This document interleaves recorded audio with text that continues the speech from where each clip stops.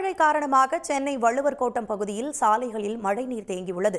கூடுதல் விவரங்களை செய்தியாளர் பிரபாகரனிடம் கேட்கலாம். பிரபாகரன், மழை நீரை வெளியேற்ற என்ன மாதிரியான நடவடிக்கைகள் எடுக்கப்பட்டிருக்கு? விவரம். காற்றழுத்த தாழ்வு மண்டலம் காரணமாக சென்னையின் அநேக இடங்களில் பரவலாக விட்டுவிட்டு மழை பெய்து வருகின்றது. நேற்று வரை சில இடங்களில் அதீத கனமழையாக பதிவு செய்த நிலையில் நேற்று பிற்பகலுக்கு மேல் பல இடங்களில் மிதமான மழையாக பெய்திருக்கின்றது. நாம் இருக்கக்கூடியது சென்னை நுங்கம்பாக்கத்தில் இருக்கக்கூடிய வள்ளுவர் கோட்டத்திற்கு பின்னால் இருக்கக்கூடிய புஷ்பா நகரில் மெயின் ரோட்டில் இருக்கின்றோம். இந்த பகுதியில் புஷ்பா நகர் பிரதான சாலை, அதே போல அருகே இருக்கக்கூடிய 1, 2 மற்றும் 3 தெருக்களில் இந்த இணைப்பு பகுதிகளில் ஆங்காங்கே மழைநீர் என்பது தேங்கி இருக்கின்றது. இந்த காட்சியை நாம் பார்க்கின்றோம்.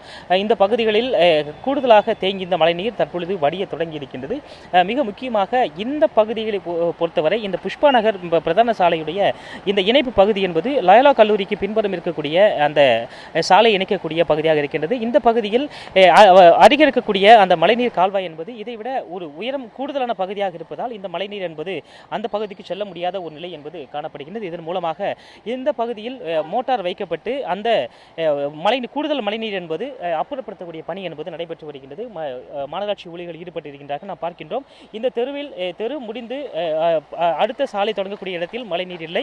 இதை அப்புறப்படுத்தக்கூடிய பணியில் முற்றிலுமாக தற்பொழுது மாநகராட்சி ஊழியர்கள் ஈடுபட்டிருக்கின்றார்கள். இந்த பகுதியில் நேற்று 5 சென்டிமீட்டர் மழை என்பது பதிவாகி இருக்கின்றது. சென்னையில் நேற்று பரவலாக 6 சென்டிமீட்டர் மழை என்பது பதிவாகியிருந்தது. அதீத கனமழை என்பது 2 இடங்களில் பதிவாகியிருந்தது.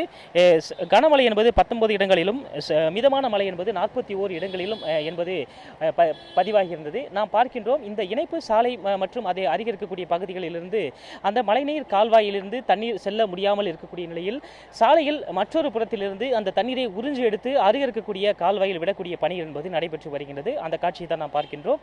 இதுபோல இந்த சாலை மற்றும் இந்த பகுதிக்கு அருகே இருக்கக்கூடிய இடங்களிலிருந்து மழைநீர் அப்புறப்படுத்தக்கூடிய பணி என்பது நடைபெற்று வருகின்றது. மிக கூடுதல் திறன் கொண்ட இந்த 100 cc திறன் கொண்ட இந்த மோட்டார் மூலமாக மழைநீர் என்பது அப்புறப்படுத்தக்கூடிய பணி என்பது நடைபெற்று வருகின்றது.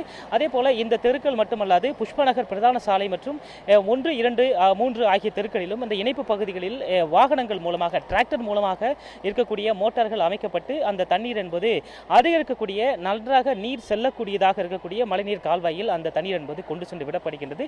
இதன் மூலமாக இன்னும் ஒரு மணி நேரத்திற்குள்ளாக இந்த மழைநீர் முற்றிலுமாக அப்புறப்படுத்தப்படக்கூடிய நடவடிக்கைகள் மேற்கொள்ளப்பட்டிருப்பதாக மாநகராட்சி ஊழியர்கள் தெரிவிக்கின்றனர். நன்றி பிரபாகரன். உடனுக்குடன் செய்திகளை தெரிந்து கொள்ள சன் நியூஸ் பெல் ஐகானை கிளிக் பண்ணுங்க.